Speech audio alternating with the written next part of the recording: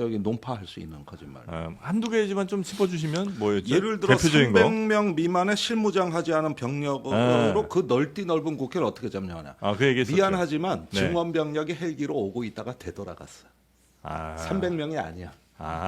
더 큰 병력. 500명이 국회 둔치에 대기하고 있었어 또. 그러니까 네. 이것도 틀렸고 그래서 저희 일부러 사병이 아닌 부사관 이상 정예 병력만 네네네. 이동시켰다. 맞아요. 특전사는 사병이 없어. 원래 없어. 원래 부사관 체제예요. 이것도 지가 아주 고른 그 것처럼. 군대를 갔다 오지 않았기 때문에 모를 수 있으니까. 그다음에 병력 투입 시간이 이게 제일 중요한데 네. 10시 30분 담화 방송을 하고 병력 투입도 11시 30분에서 12시에 조금 넘어 이루어졌다. 네.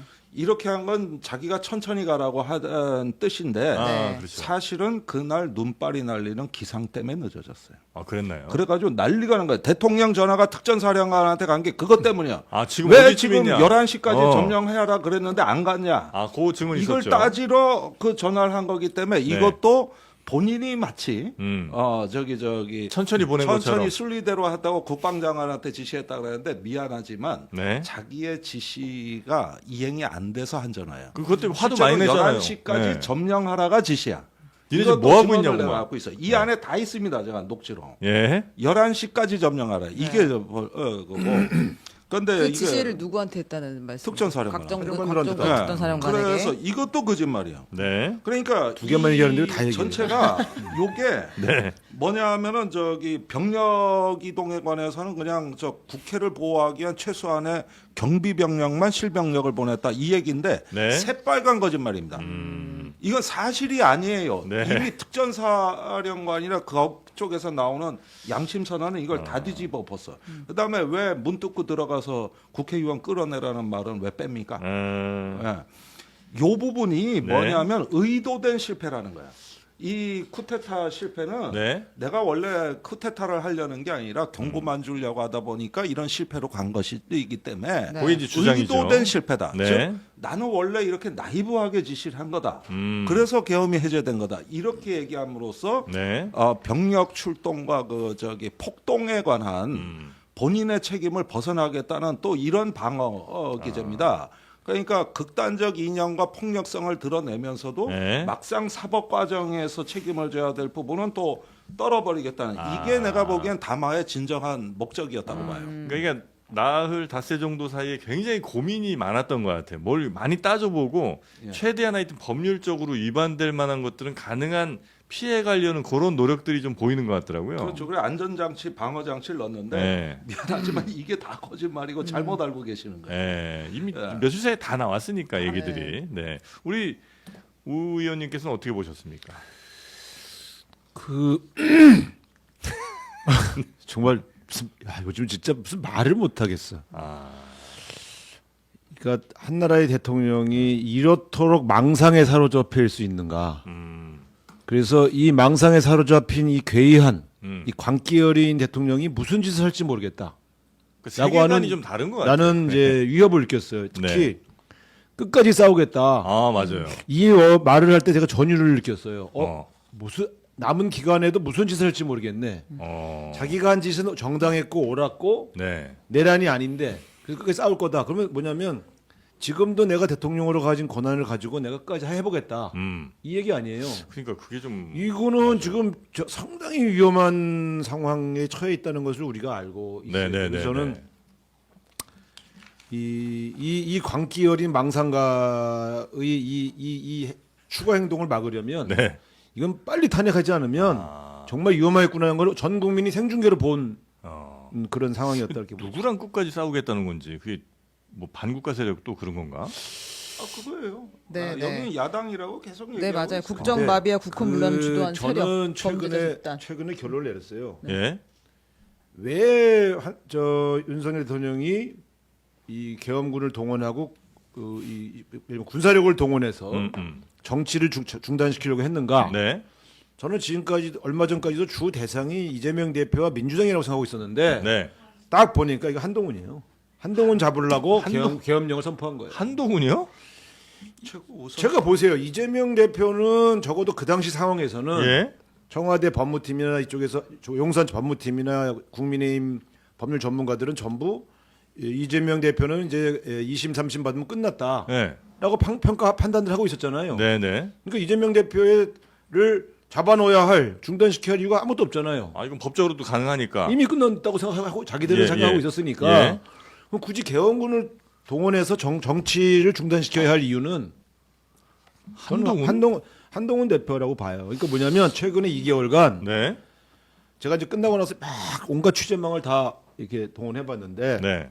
김건희 여사와 윤석열 대통령과 최근 2개월간 통화한 사람들이 공통된 증언은 전화해서 한 3, 40분을 한동훈 욕만 하더라. 이재명 욕을 안 하고 그거 어떻게 좀 끌어낼 수 없냐 라는 얘기를 너무 많이 들었다는 공통된 증언들이 넘쳐요. 그래서 저는 이분의 분노와 저 망상에는 예. 겉으로는 반국가 세력 민주당을 욕하고 있지만 예. 속마음은 예. 한동훈을 때려잡으려는 마음이었다. 저는 이렇게 생각합니다. 얼마든지 때려잡을 수 있지 않나요? 아니 끌어내지 못했잖아요. 아니 그 자기 어떻게 하면 저 끌어낼 수 있냐고 여러 번 당 관계자들한테 물어봤대요. 아, 그래요? 네. 근데 방법이 없습니다. 그러니까 거사를 치는 게 아니냐 저는 이렇게 봅니다. 네. 곽 사령관은 계엄군이 국회에 진입한 상황에서 윤석열 대통령이 전화를 걸어와 직접 작전을 지시했다고 폭로했습니다. 윤 대통령이 문을 부수고 들어가서 의원들을 끌어내라고 했다는 겁니다. 곽 사령관은 그러나 도저히 해서도 안 될 내용이라 판단했다고 밝혔습니다. 먼저 이희정 기자입니다. 곽종근 사령관은 계엄군이 이미 국회 안에 진입했던 상황에서 윤석열 대통령이 자신에게 직접 전화해 구체적인 지시를 내렸다고 주장했습니다. 비아폰으로 저한테 직접 전화를 하셨고 의결 정족수가 차지 않는 것 같다. 들어가는 문을 빨리 부시고 들어가서 안에 있는 인원들을 밖으로 끄집어서 데리고 나와라 라고 이렇게 말씀을 하셨습니다. 국회의원들을 밖으로 데리고 나와라. 윤 대통령이 당시 계엄 해제 요구안 표결을 앞두고 국회 내부 상황을 파악한 뒤 의결 정족수까지 언급했다는 겁니다. 홍장원 전 국가정보원 1차장도 계엄령 선포 직후 윤석열 대통령이 직접 전화를 걸어와 방첩사를 도와 다 잡아들이라는 지시를 내렸다고 밝힌 바 있습니다. 특히 홍 전 차장은 여인영 전 국군 방첩사령관으로부터 우원식 국회의장을 포함한 체포 대상자 명단을 받았다고 했습니다. 이재명, 우원식, 한동훈, 김민석, 박찬대, 정청래, 조국, 권순일 전 선관위 위원과 또 한 명의 선관위 위원을 불러주었는데 곽 사령관은 당시엔 이 같은 작전 지시를 이행할 수 없었다고 주장했습니다. 현장 지휘관들하고 논의를 하다가 이거는 될 수도 없고 도저히 해서도 안 될 내용이라고 판단을 했습니다. 만약에 하게 되면 그 현장에 있는 작전 병력이 투입하면 그 인원들은 다 위법한 행위를 해야 되는 상황이 생기고 들어가려고 하면 그 많은 사람들이 다치게 될 것인데 다만 곽 사령관은 이 같은 사실을 뒤늦게 털어놓은 이유에 대해선 이렇게 주장했습니다. 이 사안이 어떤 의미고 얼마나 큰 사안인지를 제가 알기 때문에 지금까지 차마 말을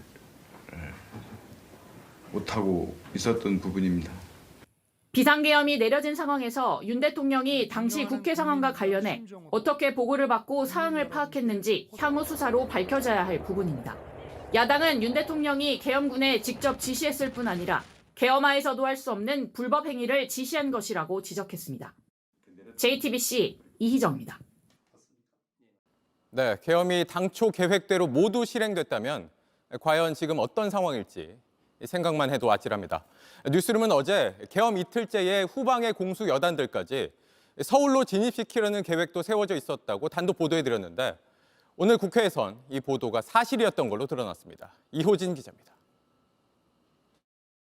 12.3 계엄 당일 밤 서울 수도권 특전사 여단들의 지시가 떨어졌습니다.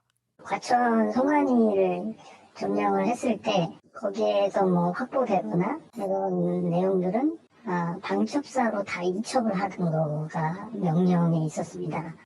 계엄 둘째 날 작전 계획은 전북 익산 7공수 여단과 충북 증평 13공수 여단에 내려갔습니다. 그 다음 날은 전라도에서 7여단하고 수정여단이 증원하기로 지원해주는 뭐 그런 계획으로 있다가 새벽에 이제 취소되면서 다 이제 단순 경고용 계엄이었다는 윤석열 대통령 입장과는 배치되는 정황입니다. 오늘 열린 국회 국방위원회에서 곽종근 특전사령관은 이런 작전이 있었다는 사실을 인정했습니다. 곽사령관 누가 대기시켰어요? 그거는 제가 임무 부여할 때 제가 지시했습니다. 7공수와 13공수를 대기하라는 지시를 누가 했느냐는 질의에 자신이 했다고 말한 겁니다. 다만 자신의 판단으로 혼자 했다고 설명했습니다. 그거는 제가 임무 부여할 때 제가 스스로 판단한 겁니다. 민주당은 둘째 날 작전 계획이 국회에 계엄령 해제 요구안 가결 뒤 내려갔다는 의혹을 제기했습니다. 다 보고 있었어요. 네.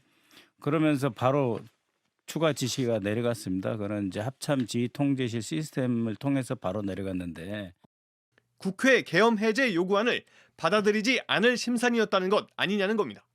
둘째 날 작전 계획이 내려간 시점과 주체를 정확히 밝혀야 하는 이유입니다. JTBC 이호진입니다.